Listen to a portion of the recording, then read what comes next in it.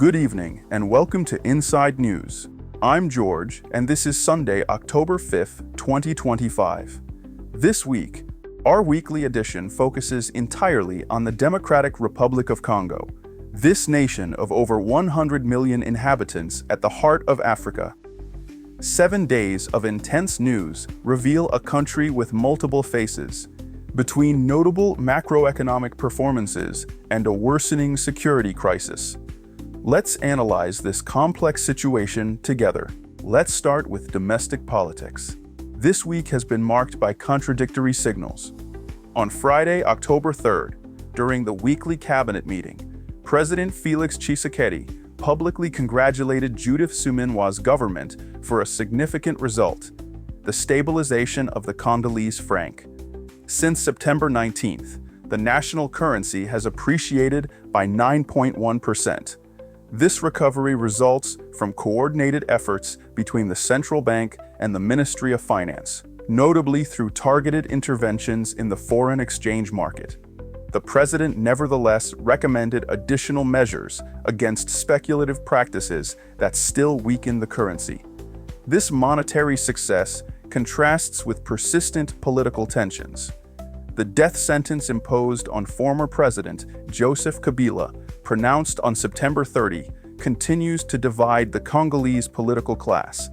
This judicial decision comes at a delicate time as the country negotiates with armed groups in the east. Furthermore, a deputy from the presidential majority has submitted a controversial bill aimed at definitively ending the integration of former rebels into the national army, a measure that could seriously complicate ongoing peace negotiations. Let's turn to the economy, a sector where the DRC records performances that exceed international forecasts. After 15 months heading the Ministry of Finance, Doudou Fwamba presents a record that deserves detailed examination. First success: inflation control. Upon taking office, inflation reached 22%. Today, it has returned to acceptable levels, demonstrating more rigorous monetary management. Second performance: economic growth. In 2024, the DRC posted growth of 6.5%, exceeding International Monetary Fund forecasts. This performance places the country among the most dynamic economies on the African continent. Public revenues confirm this positive trend. Between January and August 2025, they reached 18,110 billion Congolese francs, representing 98% of forecasts. A remarkable execution rate that demonstrates improved tax collection. International cooperation is also strengthening. The portfolio with the African Development Bank now reaches $6 billion, including notably an agricultural program of $540 million intended to modernize the primary sector. But these performances mask deep structural challenges. As of September 25, 2025, execution of the state's cash flow plan in annual cumulative terms showed a deficit of $1.2 billion. This figure is largely explained by massive security expenditures necessary to counter the M23 offensive in the east. The public deficit has increased from 0.8% to 1.6% of GDP, a drift directly attributable to the war effort. Prime Minister Judith Suminwa has identified the government's major concern. The civil service wage bill now exceeds 50% of current revenues. This situation stifles the state's investment capacity and dangerously weakens public finances. In response, a strategy of rigorous workforce control has been launched to eliminate duplicates and overstaffing, while awaiting a new salary policy, a crucial issue for the sustainability of current economic performances. These economic successes contrast dramatically with the security situation in the East. This week, a new report from the UN Secretary General, Antonio Guterres, published on October 2nd, documents with chilling precision the massive violations of human rights in zones controlled by the M23. The figures are damning. At least 1,454 people have been arbitrarily arrested and forcibly taken to military training camps. The report also denounces the establishment of parallel administration and justice systems in occupied territories. The most tragic massacre occurred in the Bwisha chiefdom between July 9th and 28th. This operation caused the death of at least 335 civilians, including 52 women and 24 children, one of the deadliest operations in recent months. Military escalation was confirmed on October 1st in Tshanzu, where the M23 presented more than 9,000 new recruits. Their military leader, Sultani Makenga, delivered a martial speech promising to overthrow the Kinshasa regime. A disturbing show of force that demonstrates the growing structuring of the rebellion. Facing this offensive, Congolese forces' response continues. On October 2nd, FARDC drones bombed N23 positions in Bwisha. Politically, President Felix Tshisekedi sent a direct message on October 4th to the youth of Goma, Bukavu, Rutshuru, Masisi, and Kalehe, saluting their courage and promising the imminent liberation of their lands. Symbol of this stalemate, Goma Airport remains closed for 8 months. According to Bintou Keita, head of MONUSCO, this closure blocks contingent rotations and supplies. The airport, now overgrown with grass and littered with military debris, no longer allows the peace mission to fully ensure its mandate to protect civilian populations. Its paralysis also blocks the regional economy and travel.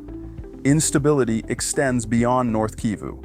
In Shopo province, new clashes oppose the FARDC and Wazalendo self-defense groups against armed groups just 9 kilometers from Bafwasende. This geographical extension of violence worries authorities and reveals the growing fragmentation of the security landscape. Facing this security crisis, Congolese diplomacy multiplies initiatives. On October 2nd, the third meeting of the Joint Oversight Committee for the DRC-Rwanda Peace Agreement was held in Washington, a crucial framework for conflict resolution. The committee acknowledged with lucidity the persistent obstacles to implementing the agreement, particularly concerning 2 crucial points: the neutralization of the democratic forces for the liberation of Rwanda and the effective disengagement of Rwandan forces from Congolese territory. Nevertheless, concrete advances deserve to be highlighted. The prisoner exchange agreement between the 2 countries has been finalized. Doha negotiations, suspended for several weeks, must resume as of the week of October 6th. A prisoner exchange mechanism has been validated, offering a diplomatic glimmer in this tense context. At the multilateral level, Congolese Ambassador Zenon Mukongo Nenke pleaded before the UN Security Council for strict application of Resolution 2773, adopted in February 2025. This resolution demands M23 withdrawal from occupied territories. Kinshasa requests urgent action from the international community facing the deteriorating situation in the east. Bintou Keita denounced on September 30th the flagrant gap between diplomatic decisions and reality on the ground. Despite Resolution 2773, Goma and Bukavu remain under occupation. This asymmetry between diplomacy and military reality remains the main obstacle to a lasting resolution of the conflict. Bilateral diplomacy remains active. Minister of State Therese Kayikwamba Wagner represented President Tshisekedi in Blantyre on October 4th, pursuing regional dialogue efforts with Malawi and other African partners. The humanitarian dimension of this crisis reaches alarming levels. The World Health Organization this week sounds the alarm on a dramatic health situation that is rapidly deteriorating. Armed conflicts dangerously aggravate the spread of several epidemics: cholera, monkeypox, malaria, and tuberculosis spread among displaced and vulnerable populations. Health infrastructures have been destroyed or looted. depriving thousands of people of essential care. Massive population displacements favor the spread of these diseases in precarious hygiene conditions. In this dramatic context, the announcement from Doctors Without Borders resonates as an additional alarm signal. The humanitarian organization has decided to close prematurely at the end of October 2025 its project in Salamabila in Maniema province, after 7 years of uninterrupted activities. This decision comes in a context of drastic drop in international funding, particularly American. The humanitarian response plan for the DRC is only 15% funded, a dramatically insufficient level facing growing needs. The work accomplished by MSF illustrates the scale of the drama. Since 2019, the organization has treated 16,445 survivors of sexual violence in this single region. These figures reveal the extent of a human drama often invisible in international media. The issue of sexual violence as a weapon of war remains at the heart of international concerns. The Duchess of Edinburgh made a 4-day visit to the DRC this week, concluded on October 4th. Received by President Tshisekedi, she focused her discussion on the fate of women victims of this violence. Her visit coincides with the 25th anniversary of UN Resolution 1325 on women, peace, and security. The direct link between the budget deficit and this humanitarian catastrophe is evident. The $1.2 billion deficit, largely attributable to security expenditures, leaves little room for humanitarian emergency. The Congolese state faces an impossible choice: finance the war or save civilian populations. Life in the DRC reveals a striking contrast between the failure of basic services and the projection of an ambitious technological future. River safety illustrates this tragic reality.